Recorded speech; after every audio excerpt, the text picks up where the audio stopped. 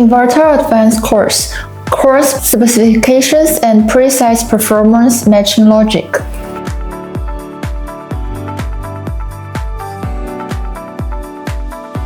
Alright, now we get to the most important part of today's session: precise parameter matching between inverters and PV modules. We will break it down into three areas: VOC matching, ISC matching, and how to calculate the number of strings. Let's start with VOC matching. The core idea here is simple. Always check the extreme value and always leave a safety margin. There are three rules to follow. Rule 1. The red line. The maximum open circuit voltage of your PV string, measured at the lowest temperature of the installation site, must not exceed the inverter's maximum PV input voltage. Rule 2. Efficiency. For the best generation efficiency, the string's normal operating VOC should fall within the inverter's optimal MPPT voltage range. Think of the MPPT range as the inverter's sweet spot. Keep the voltage in that zone and you are getting the most out of your system. Rule 3. Margin. When you design the string, you need to calculate the VOC increases based on the historically lowest temperature at the installation site. And here's the key. Always reserve a safety margin of at least 10%. Don't design right up to the limit. Next, let's look at the ISC matching. Same structure with three rules. Rule 1. Device withstand. The short circuit current of the PV string must be less than or equal to the inverter's maximum PV input short current. Put simply, the inverter has to be able to handle what the panels throw at it. Rule 2. Efficiency. The operating current of the PV string, that is the IMP, should be less than or equal to the inverter's maximum MPPT input current. Again, staying within the MPPT range keeps efficiency high. Rule 3. Protection device selection. When you choose your fuses or circuit breakers on the inverter's PV side, the rated current should be 1.25 to 1.5 times the string's ISC. Why is that range? You want the protection device to trip fast enough when there is a real fault, but not trip during normal operation. Now let's talk about string quantity calculation. This is where a lot of engineers make mistakes in the field, so pay close attention. The rule is straightforward. When you calculate how many modules go in a string, you must check both VOC and ISC at the same time. You can't just look at one and ignore the other. If you only look at the VOC and reduce the string count just to stay under the voltage limit, your array won't generate enough power, and that's a waste of resources. On the other hand, if you only focus on maximizing power output and keep adding strings without checking the current, the total ISC and VOC will exceed the inverter's limits. So the bottom line is this: always run both checks. Make sure your string design satisfies the VOC upper limits and the ISC current carrying requirement at the same time. Part 3. Industry certification standards. What you need to enter each market. Now let's bring in the FCC, UL, and IEA knowledge we covered earlier, and look at how certifications and regulations actually apply when you are trying to get inverter products into a market. This is relevant whether you are in product development, sales, or engineering. If you don't know what certifications your product needs for a specific market, you simply can't sell it there. So let's go through this part clearly. Different markets operate by different rules, so know your target market and focus accordingly. North American market. There are 2 mandatory certifications and you need both, no exceptions. The first is UL 1741. which is the safety certification. It covers the full spectrum: electrical safety, mechanical safety, fire resistance, and environmental safety. Every component and design detail gets examined. The second one is FCC Part 15, the EMC certification. Its job is to make sure your inverter doesn't generate electromagnetic interference that could disrupt the power grid, communication devices, or other electrical equipment nearby. You need both. Missing either one means you can't enter the North American market. If your inverter is a grid-tied or hybrid model, there is an additional requirement. It must comply with IEEE 1547. For a European market, the core requirement here is CE certification. CE isn't a signal standard. It's actually a combination of several directives, including EMC, low voltage, and mechanical safety.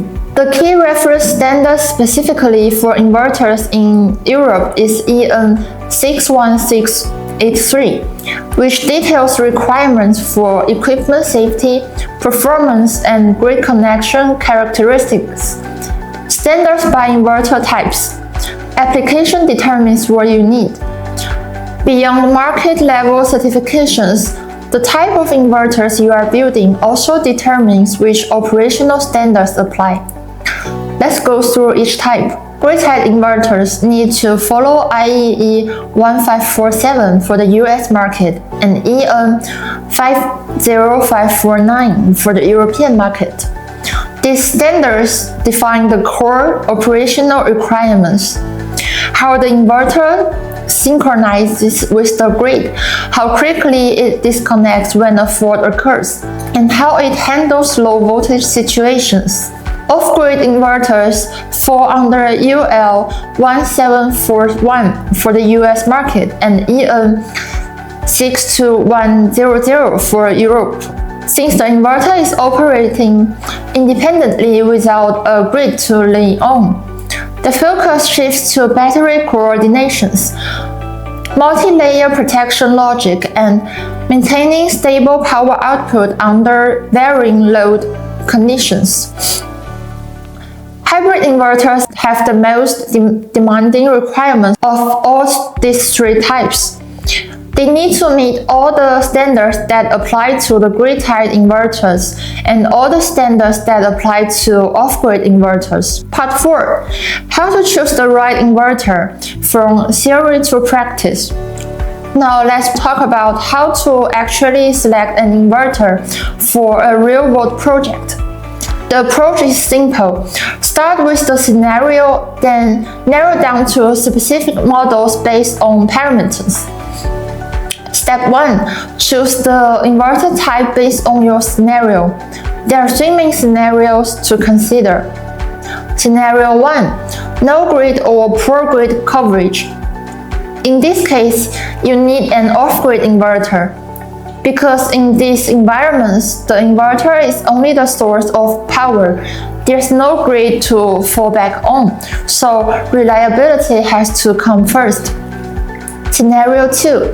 Unstable grid or critical loads that cannot go down. This covers places like hospital, data centers, and key production lines in industrial facilities.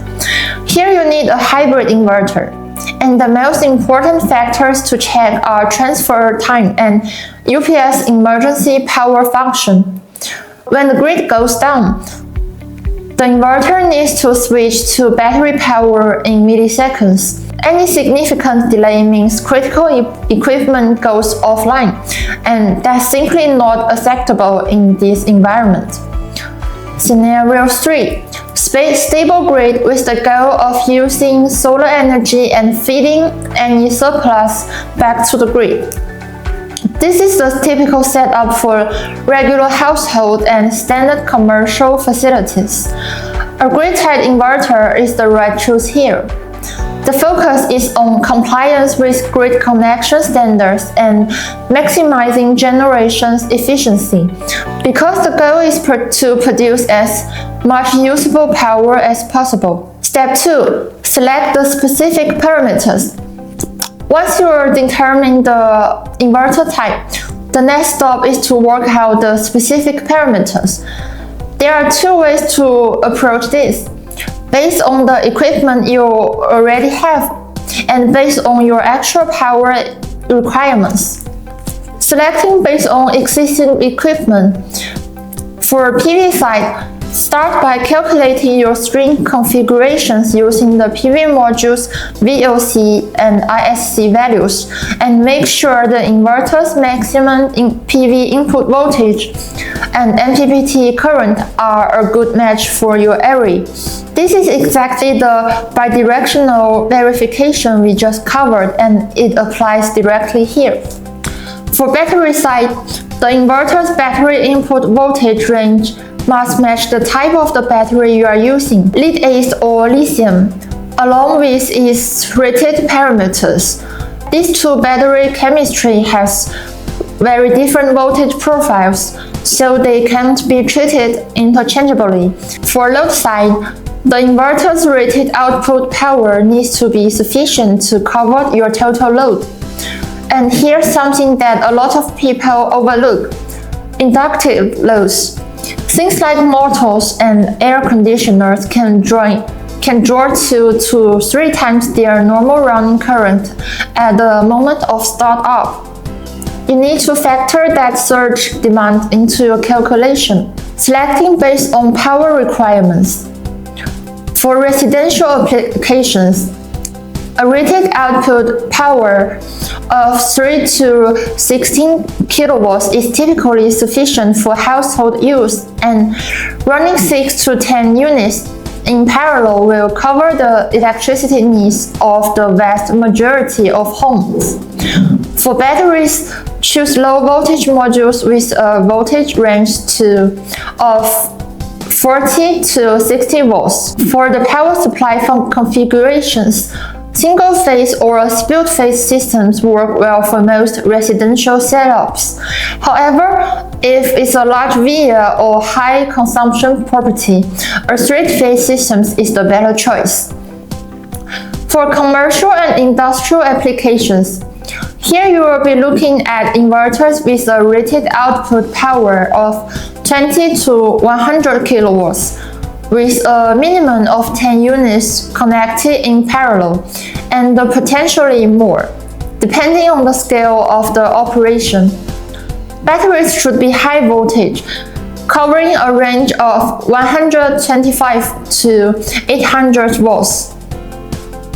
The power supply configurations is almost always three-phase, since the heavy equipment typical of commercial and industrial environment requires it. Let's do a short summary today. We use 9 core industry abbreviations as our entry point, and by now you should have 5 key things to log in. First, make sure you've internalized the core abbreviations: ESS, FCC, UL, VOC, and the rest. Understand what each one means and how it is used in practice. Second, master the VOC and ISC matching logic. This is the skill that directly determines whether a system runs well or runs into problem. Third, know the certification requirements for your target market. The rules in North America and Europe are different, and understanding those differences is what allows you to actually bring a compliant product to market. First, apply the scenario-driven selection approach we covered today. Always start with the real-world use case, then work through the parameters and certification requirements from there. Fifth, connect all of this to real practice. The goal isn't just to understand these concepts theoretically, it's to be able to apply them when you are in the field, working on an actual system. That's it for today's class. Thank you all for watching. See you next time.